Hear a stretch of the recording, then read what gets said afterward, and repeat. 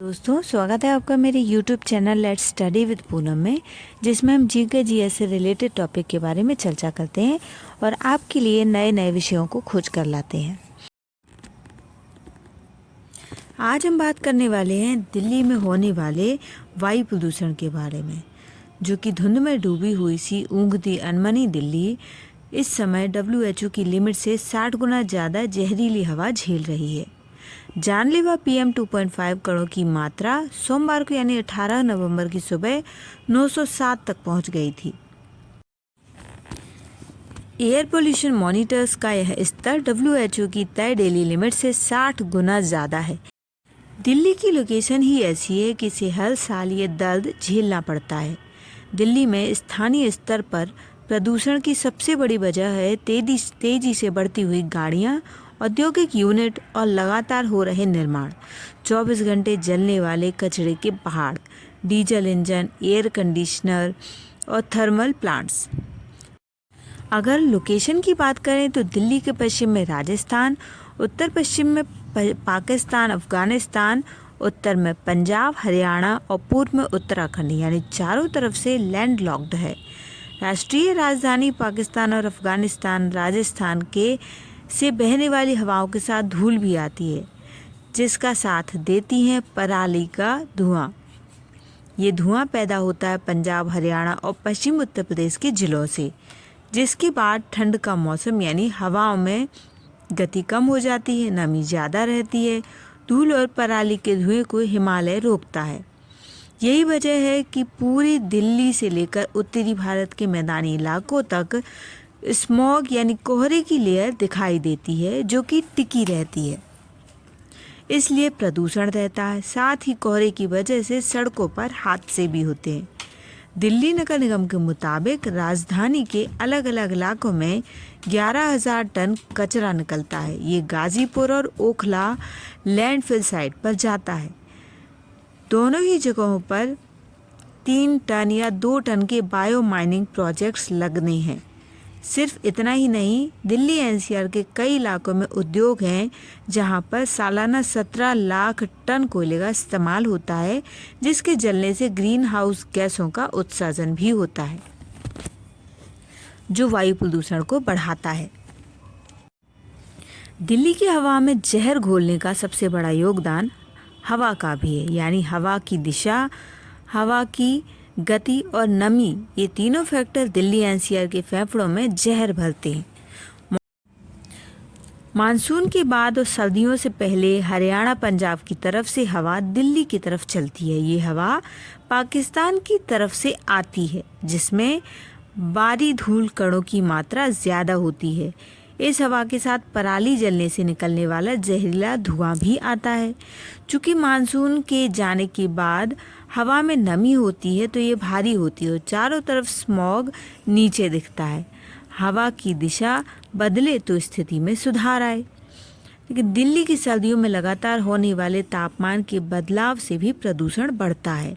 इसे temperature inversion कहते हैं। इससे ठंडी हवा के ऊपर गर्म हवा की परत बनती है, जिससे सारे प्रदूषणकारी तत्व सतह पर ही रुक जाते हैं। तापमान के बदलाव की वजह गाड़ियों से होने वाला प्रदूषण, उद्योग, पराली जलना कुछ भी हो सकता है। दिल्ली की आबादी शहर के क्षेत्रफल के हिसाब से ज़्यादा है, साथ ही गाड़ियों की संख्या भी बहुत ज़्यादा है। दिल्ली में 25% PM 2.5 उत्सर्जन गाड़ियों से होने वाले प्रदूषण की वजह से होता है। दिल्ली के अंदर और आसपास बनी इंडस्ट्रियों से निकलने वाली गैस और केमिकल्स की वजह से भी वायुमंडल में बदलाव आता है, प्रदूषण बढ़ता है। सूखे इलाकों से आने वाली सूखी हवा के साथ रेत के कण और दिवाली के दौरान पटाखे से निकलने वाले केमिकल और उत्सर्जन, घरेलू बायोमास का जलाना, ये सर्दियों में प्रदूषण को बढ़ा देते हैं। देश की राजधानी दिल्ली में बढ़ते हुए वायु प्रदूषण के मद्देनज़र केंद्रीय प्रदूषण नियंत्रण बोर्ड और पर्यावरण मंत्रालय द्वारा गठित वायु गुणवत्ता प्रबंधन आयोग ने सोमवार से दिल्ली में ग्रेडेड रिस्पांस एक्शन प्लान के चौथे चरण को लागू करने का फैसला किया है। ग्रेड 4 लागू किए जाने के बाद वायु गुणवत्ता के स्तर को नियंत्रित करने के लिए सरकार द्वारा कई बड़े उपाय लागू किए जाएंगे। वहीं देश की राजधानी में 10वीं और 12वीं क्लास को छोड़कर अन्य सभी स्कूल बंद रहेंगे। उल्लेखनीय है कि जब प्रदूषण का स्तर बहुत ज़्यादा बढ़ जाता है और औसत AQI 450 को पार कर जाता है तो ग्रेड का चौथा चरण लागू कर दिया जाता है। ग्रेड 4 लागू होने के बाद दिल्ली में ट्रैक्टर यातायात का प्रवेश बंद हो जाता है। हालांकि सभी LNG, CNG या इलेक्ट्रिक VSV4 डीजल ट्रकों को दिल्ली में प्रवेश की अनुमति होगी। EV, CNG और VS4 डीजल के अलावा दिल्ली के बाहर पंजीकृत LCV को दिल्ली में प्रवेश की अनुमति नहीं दी जाएगी। सिर्फ आवश्यक वस्तुओं को ले जाने वाले, आवश्यक सेवाएं प्रदान करने वाले वाहनों को छूट मिलेगी। यदि लगातार वायु प्रदूषण बना रहे तो स्वास्थ्य पर क्या असर पड़ता है, अब हम आगे की वीडियो में जानेंगे। तो फेफड़ों की कामकाज में दिक्कत, asthma, chronic obstructive pulmonary disease यानी COPD और श्वसन संक्रमण जैसी परेशानियां हो सकती हैं। हृदय रोग, दिल का दौरा, कोरोनरी धमनी रोग और आघात यानी हार्ट अटैक जैसी परेशानियां बढ़ सकती हैं। फेफड़ों के कैंसर में इजाफा हो सकता है। गर्भावस्था के दौरान भ्रूण के स्वास्थ्य को नुकसान पहुंच सकता है। बच्चों के शारीरिक और संज्ञानात्मक विकास को नुकसान हो सकता है। त्वचा की ऊपरी परतों और आंसू नलिकाओं को प्रभावित कर सकता है ये प्रदूषण। वायु प्रदूषण सभी को एक जैसा प्रभावित नहीं करता। गरीब इलाकों में रहने वाले लोगों को यह ज़्यादा नुकसान पहुंचाता है। बच्चों को अपरिपक्व प्रतिरक्षा प्रणाली उन्हें वयस्कों की तुलना में ज़्यादा संवेदनशील बनाती है।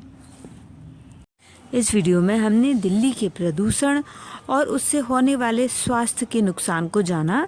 तो यदि वीडियो हमारा पसंद आए आपको तो चैनल को लाइक, शेयर और सब्सक्राइब जरूर करें। धन्यवाद दोस्तों।